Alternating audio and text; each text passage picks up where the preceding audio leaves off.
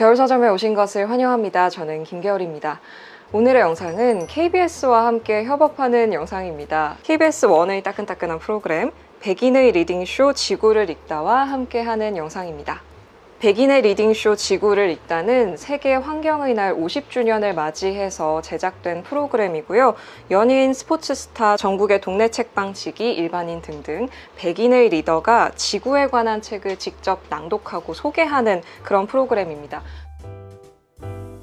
총 30권의 책으로 진행이 되는데요. 전국의 동네 책방 네트워크와 제작진이 협의하에 이 30권의 책을 선정을 했습니다. 전체 선정 도서 목록은 지금 자막으로 확인해 보실 수 있고요. 오늘 영상에서는 그 중에 3권의 책을 제가 좀 골라봤어요. 그래서 여러분께 소개를 해드리려고 합니다. 이 지구를 살리는 책이라는 주제로 선정이 된 만큼 오늘의 책 주제, 바로 기후위기 책들입니다. 제가 지난번에 이미 겨울서점에서 한번 기후위기를 다루는 콘텐츠를 했었죠. 그때 여러 권의 책을 소개해드리면서 나중에 또 업데이트할 기회가 있으면 다시 업데이트 버전 또 찍을 수 있도록 하겠습니다. 오늘이 바로 그 날입니다. 오늘은 기후위기를 소개하는 데에서 그치지 않고 조금 더 실질적으로 우리가 실천할 수 있는 것이 무엇이 있을지, 우리가 어떤 방향으로 변화를 해야 할지를 제시해주는 책들로 골라와 봤어요. 저번에 소개했던 책들에서 기후위기의 심각성이나 과학적인 시각이나 혹은 우리가 왜 기후위기에 대응해야 하는지 이런 것들을 충분히 말씀을 드렸다고 믿고, 오늘은 조금 더 실질적인 부분에 초점을 맞춰 보려고 합니다. 그래서 이 30권의 책 중에서 제가 고른 책들은요, 지금 우리의 삶에서 어떤 부분을 바꾸고 어떤 부분을 직접 우리가 해 나가야 할지를 좀 구체적으로 이야기하는 책들로 골라봤거든요. 많이 기대해 주시고요. 우리가 기후위기에 대한 대응을 생각할 때 좀 많이 떠오르는 것들이 그런 거죠. 내가 지금의 삶에서 뭘 포기해야 되고 어떤 부분을 빼내야 되고 어떤 부분을 부정해야 되고 이런 것들에 대해서 좀 부정적으로 생각을 많이 하게 되다 보니까 내가 가지고 있는 걸 놓기가 싫어, 내가 지금 누리고 있는 걸 포기하기가 싫어, 이런 것들 때문에 기후위기 대응에 소극적이 되는 측면이 있는 것 같아요. 근데 제가 오늘 소개해드리는 3권의 책은 조금 더 긍정적인 방향으로 우리가 기후위기에 대응을 했을 때 어떤 좋은 세상이 있을지, 혹은 기후위기 대응의 과정에 있어서 오히려 어떤 풍요를 누릴 수 있을지, 이런 사고방식의 전환을 좀 엿볼 수 있는 책들이거든요. 그래서 너무 겁먹지 마시고 기후위기에 대한 책들 한번 들어가 보도록 하겠습니다. 그리고 오늘은 촬영하고 있는 배경이 평소와 좀 다르죠. 이곳은 목동에 위치한 꽃 피는 책이라는 책방입니다. 동네 책방 네트워크와 함께 책을 선정했다고 말씀드렸잖아요. 이 책방도 그 중에 한 곳이고요. 보시다시피 이렇게 선정된 책들이 전시가 되어 있기도 하고 벌써 이 책방 안에 식물들이 가득하죠. 꽃 피는 책은 2018년 3월에 오픈한 식물을 주제로 한 책방, 크게는 숲과 자연을 주제로 하고 있는 책방입니다. 책방이면서 꽃집이기도 하고 숲 공작소이기도 한데요. 이곳의 책방지기가 식물, 정원, 농사, 숲, 지구환경, 생태, 공동체 등을 주제로 책을 큐레이션하고 또 관련 모임과 활동을 이어가고 있습니다. 자, 그러면 본격적으로 기후위기 앞에선 우리의 결단, 우리의 실천을 다룬 책들 함께 만나보시죠. 첫 번째 책은요, 동네 책방 네트워크와 제작진이 선정한 30권의 책 중에서 어떤 책으로 여러분에게 좀 포문을 열까 고민을 하다가 기후위기 대응에 있어서 거시적인 이야기를 하는 책, 우리의 삶의 방식에 대한 근본적인 사고방식의 변화를 촉구하는 책으로 시작해보면 어떨까 싶었어요.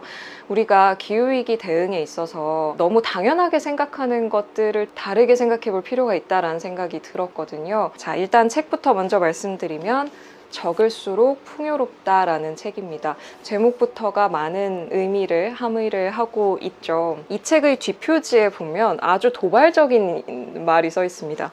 경제는 끊임없이 영원히 성장해야 하는가? 라는 아주 도발적인 질문을 던지고 있는데요. 그런 생각 드실 때 없으세요? 이런 식으로 우리가 계속해서 뭔가를 소비하고 사용하고 교체하고 이렇게 하지 않으면 경제가 굴러가지 않잖아요.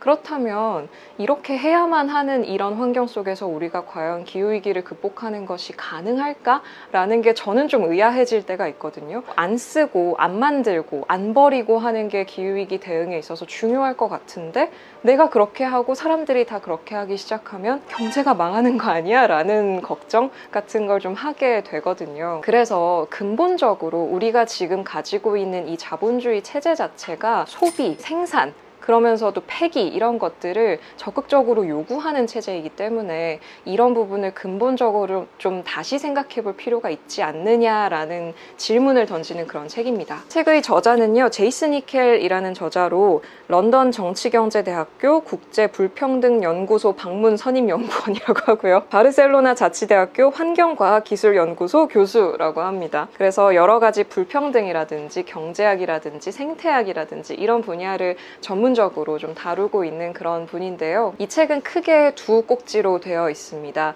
1부에서는 계속해서 생산을 부추기고 성장을 요구하는 이 자본주의 체제가 반대로 우리에게 풍요가 아닌 결핍을 계속해서 만들어낸다라는 것을 설명하는 내용으로 되어 있고요. 그래서 제목이 많을수록 빈곤하다입니다.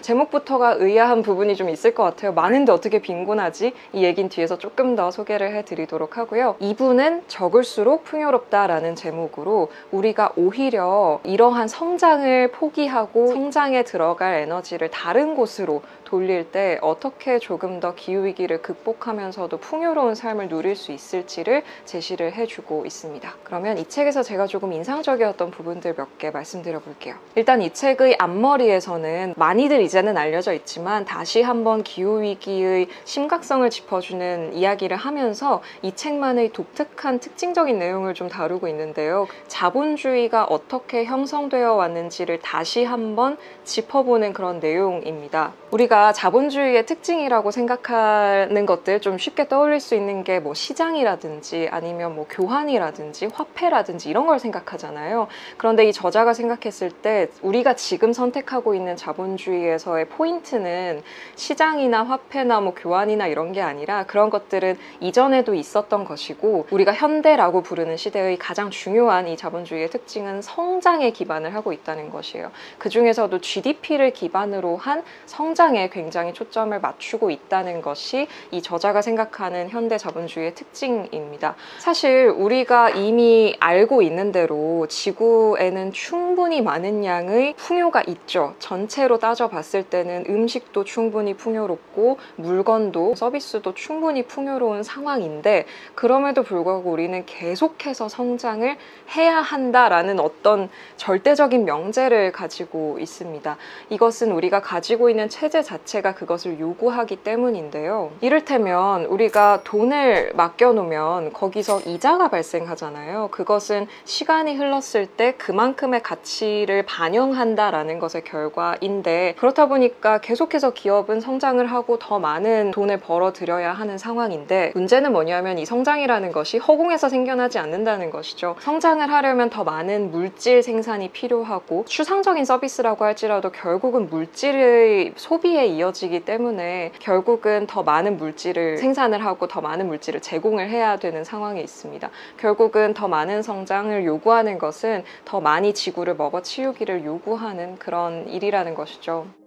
저자는 자본주의의 형성 과정이 우리가 생각하는 것처럼 자연스러운 과정은 아니었다라는 점을 지적을 합니다. 과연 이러한 방식의 체제를 계속 유지할 필요가 있는가 혹은 유지해야만 하는가를 묻고 있거든요. 지금처럼 GDP를 기반으로 해서 계속해서 성장률을 책정하는 이런 식의 체제 자체가 이런 사고방식 자체가 사실은 기후위기 대응에 있어서 전혀 효과적이지가 못하다 혹은 기후위기를 악화시킨다라는 주장을 하고 있습니다. 그래서 두 번째 특징을 좀 말씀을 드려보면 그러니까 우리에게 다른 선택지가 없을까라는 부분을 제시를 한다는 점인데요. 있는데요. 아예 좀 근본적인 부분에서 사고방식을 바꾸도록 요구를 하고 있습니다. 말하자면 우리가 더 이상 성장을 필요로 하지 않을 수도 있지 않을까라고 질문을 던져보는 것이죠. 계속해서 성장하고 계속해서 더 많은 물질을 요구하는 대신 우리가 생각할 수 있는 세상의 형태를 새로운 유토피아를 좀 생각해보자 라고 주장을 하는 것인데요. 우리는 계속해서 성장해서 경제가 발전을 해야 복지도 가능할 거라고 생각하지만 앞서 말씀드렸듯이 또 우리가 잘 알고 있듯이 이미 지구상에는 충분한 양의 풍요가 있고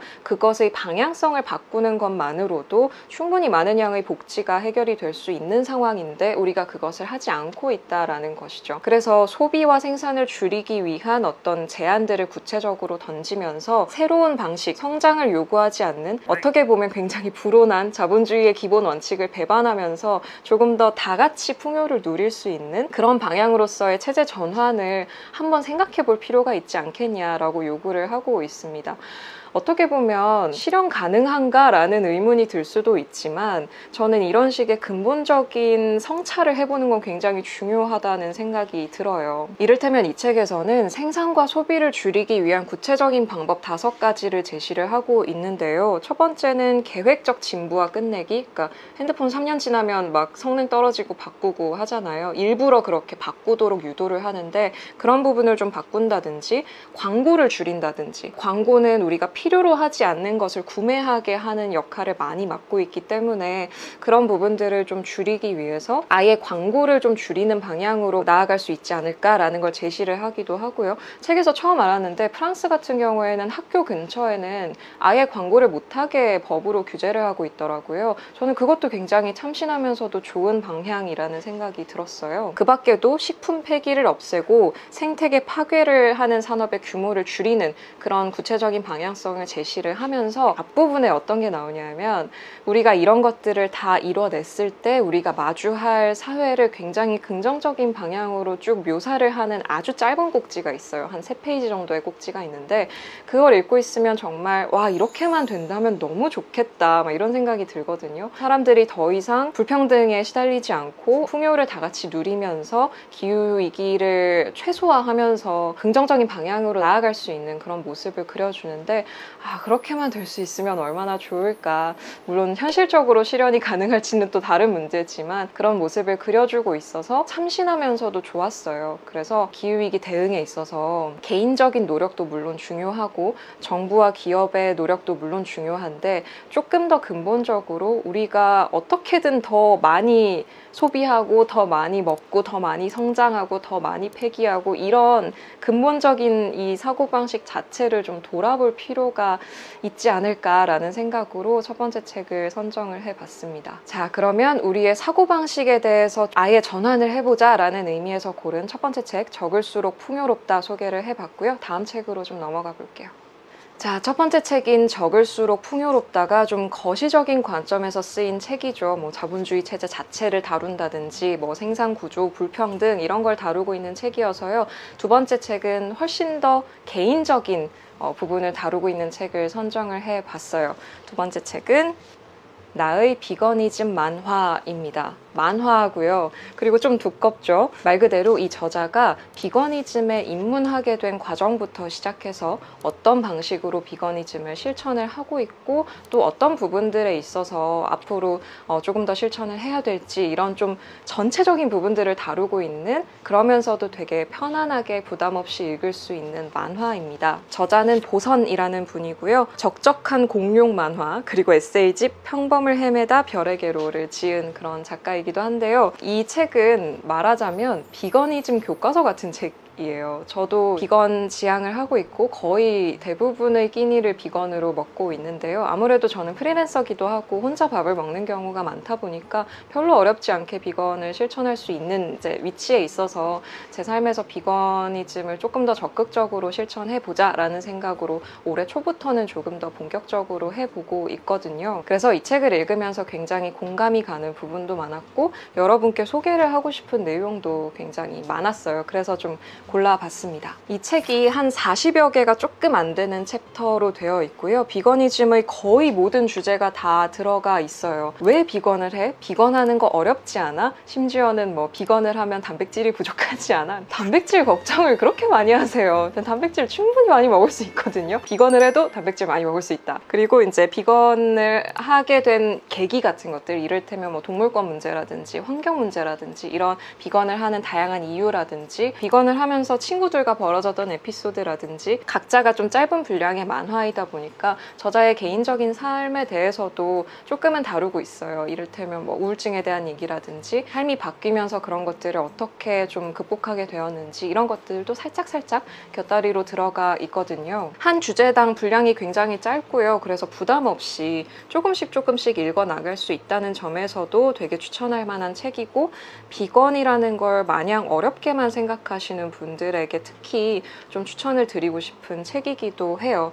이 책의 좀 중요한 특징, 인상적인 부분들을 말씀을 드려보자면, 첫 번째 특징은 아까 말씀드렸듯이 사실상 비거니즘 입문의 교과서와 다름없는 그런 책이라는 점입니다. 많은 비거니즘을 다루는 책들과 마찬가지로 비거니즘이라는 게 완벽할 필요는 없다라는 일단 전제를 하면서 조금씩이라도 실천을 하면 된다라는 이제 입장을 견지를 하고 있거든요. 좀 부담 없이 내가 조금씩이라도 더 할 수 있는 게 뭐가 있을까라는 걸 보여주는 그런 책이고, 생각지도 못했던 부분들, 이런 것만으로도 내가 좀 기후위기에 대응을 하고 동물들을 생각할 수 있구나라는 걸 깨닫게 해주기도 하고요. 마주하고 싶지 않으실 수도 있는 동물들이 실제로 처해 있는 상황들을 좀 구체적으로 그려주고 있기도 해요. 그 밖에도 우리가 기후위기의 어떤 여러 가지 통계들, 또 소고기를 생산하기 위해서 뭐 숲을 벌목하고 이제 소고기를 생산하면서 나오는 여러 가지 온실가스라든지 상식에 해당하는 그런 부분들도 이제 만화로 함께 풀어주고 있어서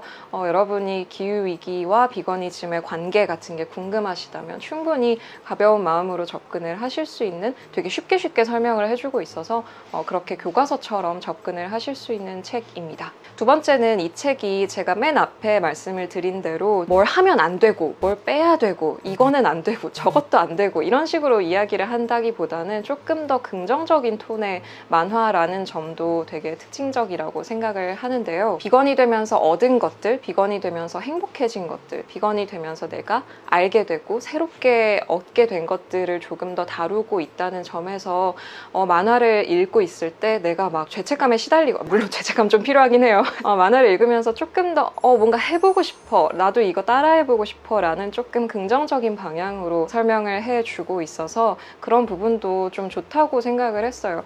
제가 몇 달 전에 조선일보 141원의 비건에 대한 이야기를 짧게 쓴 적이 있는데, 채식에 대해서 설명을 할 때 보통 제외하는 방식의 표를 그리거든요. 빨간 고기 제외, 그 다음에 육류 제외, 해산물 제외, 계란이랑 우유 제외 하는 식으로 줄여가는 방식의 도표를 보통 보셨을 거예요. XX 치면서 이렇게 표를 많이 그리는데, 제가 그 글에서 무슨 얘기를 했었냐면, 저는 채식을 설명할 때 거꾸로 도표를 그렸으면 좋겠거든요. 무슨 말이냐면, 비건이 먹는 것들을 쭉 써놓고 그 밑에 락토오보라면 그 똑같은 표에 계란과 우유를 더하고, 그 밑에 페스코라면 거기에 해산물을 더하고, 이런 식으로 더하는 도표를 저는 그리고 싶어요. 왜냐하면 빼는 방식의 도표를 사람들이 보게 되면 이것도 못 먹고 이것도 못 먹고 이것도 못 먹으면 비건은 뭐 먹고 살아? 라는 질문을 할 수밖에 없거든요. 제가 굉장히 많이 받는 질문이기도 하고, 비건은 그러면 뭐 풀만 먹나? 라는 생각을 하시기도 쉬운데, 사실 비건이라는 게 먹을 게 진짜 많고 많이들 생각하지 못하시는데 감자튀김도 비건이거든요. 예상 밖으로 먹을 게 정말 많고, 심지어 최근에는 정말 비건을 위한 음식들이 너무 많이 나오고 있기 때문에 비건이라는 것이 뭔가를 제외하는 거라기보다는 오히려 삶을 되게 가뿐하고 간결하게 편하게 만들어주는 측면이 있어요. 그래서 그런 좀 긍정적인 방향으로의 설명이 필요하다라고 저는 느끼거든요. 이 책도 그런 방식으로 좀 설명을 해주고 있어서 되게 좋다는 생각도 하고 공감도 많이 했습니다. 개인적인 경험을 말씀을 드리자면 제가 비건을 지향하면서 그런 생각이 들었어요. 제가 본격적으로 비건을 해야겠다라고 생각하기 전에 비건을 하고 계신 분한테 어떤 말을 들었었냐면 비건을 하면 삶이 되게 좋아지고 편해져요 라고 말씀을 하시는 거예요. 근데 보통 비거니즘을 실천한다고 하면 삶이 어렵고 복잡해질 거라고 생각하잖아요.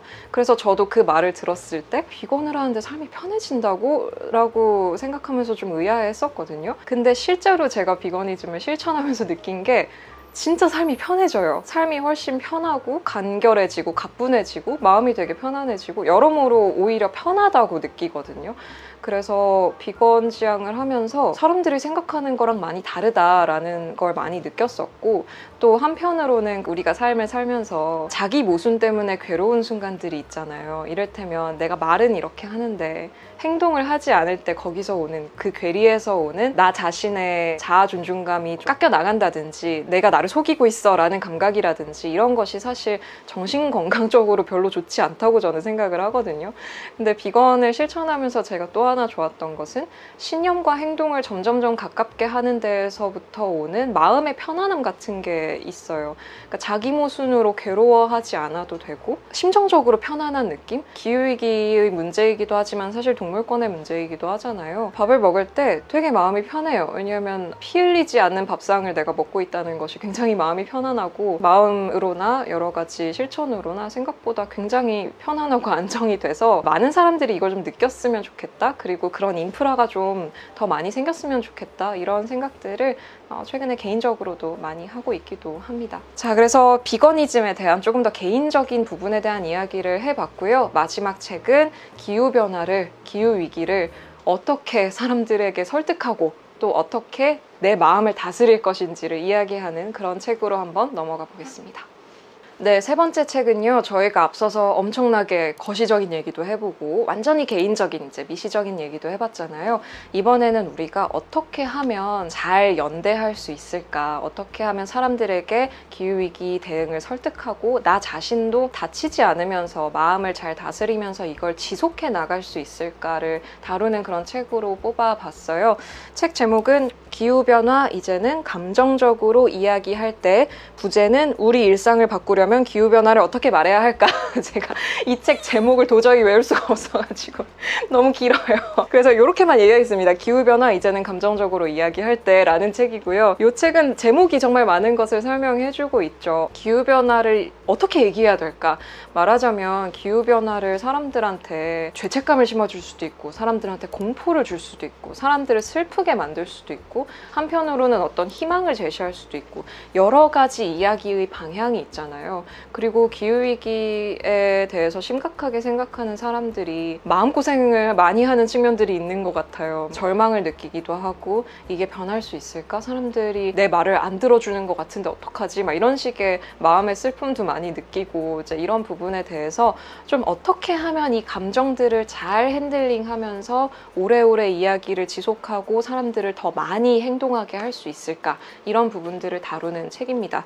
저자는 리베카 헌틀리라는 사람이고요. 사회과학자이자 작가입니다. 호주에서 가장 오래된 사회 동향 연구소 Mind and Mood Report 이사로 활동하면서 주로 이제 기후변화 그리고 음식을 둘러싼 사회 정치적 의미와 심리를 연구를 하고 있다고 합니다. 이분이 이 책을 쓰게 된 계기가 뭐였냐면 호주 사람이잖아요. 호주에서 학생들이 기후 파업을 했었던 거예요. 그래서 그 시위를 이렇게 보고 있는데 물론 그 전부터도 관심이 있었지만 그 모습을 보는 순간 큰 어떤 경각심? 더 큰 마음의 동요 같은 게 있었다는 거예요. 왜냐하면 이분에게도 자녀가 있고 그 또래 되는 사람들이 저렇게 나와서 뭔가 이야기를 하는 걸 본 순간 감정적으로 굉장히 크게 움직이더라는 거죠. 그 이야기로 이 책을 시작하면서 기후위기가 굉장히 심각하고 우리가 당장 대응을 해야 하는 상황인데 왜 사람들이 움직이질 않을까, 움직이게 하려면 어떻게 해야 될까라는 걸 고민을 하면서 이제 쓰게 된 책이라고 합니다. 그래서 총 11개의 챕터로 우리의 대응을 어떻게 할 것인가를 탐색을 해보는데요. 몇 가지 좀 특징적인 부분들을 소개를 해드리자면 제일 중요한 거, 설득에 있어서 감정이 굉장히 중요하다라는 부분입니다. 우리가 인간이 이성적인 존재라고 하지만 사실 평소 일상에서 우리를 움직이는 것들은 감정이 굉장히 큰 동력이 되죠. 예를 들어서 뭔가 사고 싶어 할 때 대체적으로는 광고를 보고 마음이 움직여서 나도 저거 살래 한 다음에 이유를 뭐 붙인다든지 아니면 그냥 정말 이유조차도 붙이지 않고 갖고 싶어 라고 생각하면서 산다든지 하잖아요.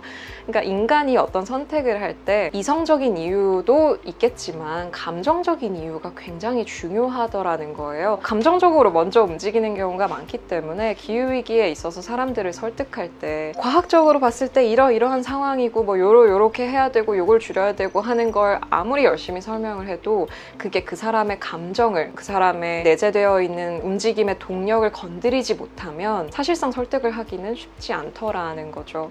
그래서 우리가 사람들의 정서적인 반응을 어떻게 좀 유도를 할 것인가, 이게 중요하다라는 점을 짚어주고 있다는 점에서 이런 책도 필요하다라는 생각이 들었어요. 굉장히 많은 기후위기 책들이 심각성도 얘기해주고 수치나 과학적인 통계도 얘기를 해주고 그런 건 다 이미 충분히 나와 있는데, 그런데 사람들이 왜 안 움직일까에 대해서도 얘기를 해줘야 되잖아요. 그런 부분을 짚어주고 있다라는 점에서 이 책을 좀 골라봤고요. 그러면 어떤 감정들이 이 기후위기 문제의 설득에 결부되어 있는가를 설명해주는 부분도 좀 재미있게 봤습니다. 이를테면 여러 가지 감정들이 있어요.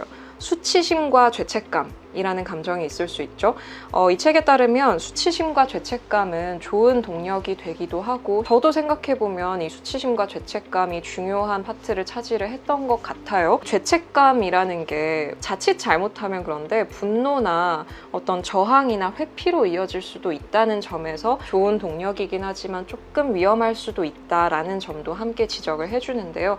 그러면서도 이 저자처럼 부모인 경우, 그러니까 자녀가 있는 경우에는 이 수치심과 죄책감이 오히려 더 강하게 사람들을 움직일 수도 있다라는 점도 함께 이야기를 해줘요. 그러니까 상황에 따라서 이게 좋은 동력일 수도 있지만 약간 위험성도 있다라는 걸 구체적으로 제시를 해주고요. 그리고 공포도 있죠. 공포라는 게 기후위기의 서사에 있어서 되게 중요하게 사실 작동을 하잖아요. 뭐 몇 년이 되면 어떻게 될 거고 2030년까지 어떻게 되면 지구가 뭐 멸망할 거고 이런 식의 서사들이 사실 상당히 자극적으로 쓰기가 좋죠.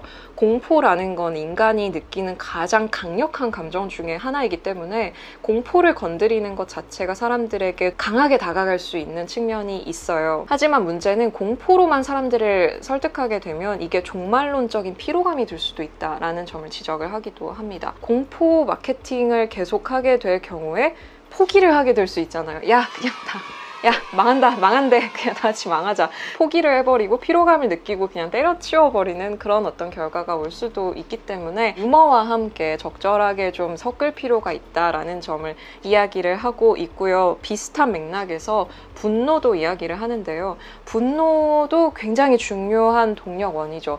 여러 가지 사회 운동의 가장 기본적인 동력 중에 하나가 분노잖아요.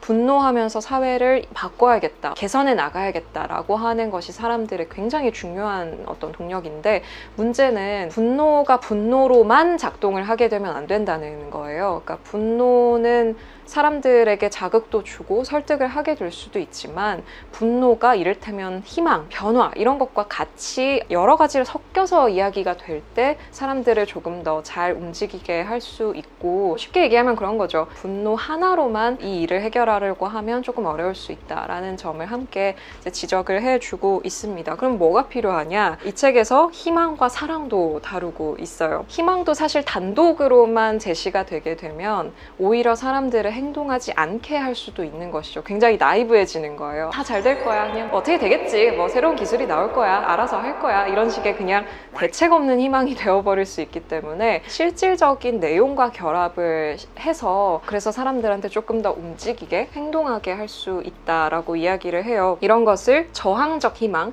현실적 희망이라는 이야기로 설명을 하고 있습니다. 저는 이 부분을 읽으면서 그 박찬욱 감독의 영화에 나오는 대사를 생각했는데요. 사이보그지만 괜찮아의 그런 대사가 나오죠. 희망을 버려, 그리고 힘냅시다. 저는 이 말을 되게 좋아하는데 약간 비슷한 맥락이 아닐까라는 생각을 했고요. 사랑이라는 이 긍정적인 프레임과 결합하는 것도 중요하다는 이야기를 합니다. 영국의 예시를 들고 있는데요. 탐조를 하는 어떤 동호회 같은 게 있는 거예요. 근데 그 사람들이 처음에는 기후위기 이런 거를 뭐 전혀 관심도 없고 귀등으로도 안 듣는 사람들이었는데 구체적으로 기후위기가 당신이 사랑하는 새들을 더 이상 탐조를 하기 어렵게 만들 수 있고 당신의 사랑을 해칠 것이다 이야기를 했을 때 조금 더 적극적으로 나서게 됐다고 해요. 내가 사랑하는 것을 지키기 위해서. 사람들의 사랑하는 마음과 이 이야기가 결합을 하는 것도 중요하다라는 점을 지적을 하고 있습니다. 이 밖에도 부정, 절망, 상실과 같은 여러 가지 기후위기에 결부된 감정들을 폭넓게 다루고 있어서요. 기후위기를 심각하게 생각하는 사람도 또 기후위기를 설득하고자 하는 사람도 여러 가지 도움을 받을 수 있는 그런 책이라는 생각이 들어요. 조금 구체적인 행동 매뉴얼도 이 책에 소개를 하고 있어서 기후위기를 나 혼자 생각하면서 힘들어 하시는 분들, 그리고 조금 더 적극적인 사회운동을 하고 싶으신 분들, 가장 작게는 내 친구, 애인 뭐 이런 사람한테 설득을 하고 싶으신 분들께도 도움이 많이 될 것 같습니다.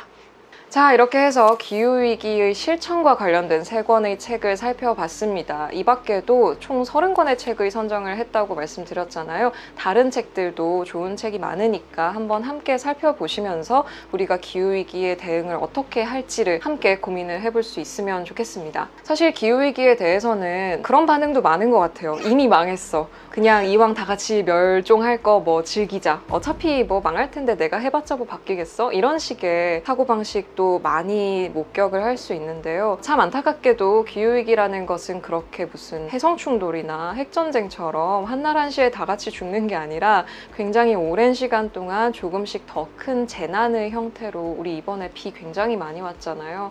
그러니까 조금씩 더 많은 재난, 조금씩 더 많은 재해, 그리고 조금씩 더 많은 사회 분쟁의 형태로 다가올 것이기 때문에 그 결과를 결코 어느 날 한날 한시에 멸망하는 것 같은 그런 일로서 다가오지는 않을 거예요. 그리고 이 모든 일들은 이제 더 이상 우리가 죽고 나서가 아니라 우리가 살아있는 동안 점점 더 많이 마주해야 할 현실이라는 점에서 적극적으로 대응을 하고 그냥 멸망하겠지 뭐 이렇게 손 놓고 있을 일이 아니라는 것을, 지금 어떻게 하느냐가 앞으로를 결정하는, 앞으로를 좌우하는 일이라는 거, 지금 뭔가를 하면 바뀔 수가 있는 문제라는 거죠. 그러니까 다 같이 좀 행동에 나설 수 있도록 더 적극적으로 관심을 기울일 수 있으면 좋겠습니다. 오늘의 영상은 말씀드렸던 대로 KBS의 백인의 리딩쇼 지구를 읽다와 함께 하는 영상이었고요. 이 프로그램은 매주 토요일 밤 10시 25분에 KBS 1TV에서 만나보실 수 있습니다. 텔레비전이 없으시더라도 라디오, 유튜브, 카카오 채널, 엘리베이터 TV 등으로도 만나보실 수 있으니까요. 여러 가지 매체를 통해서 관심 부탁드립니다.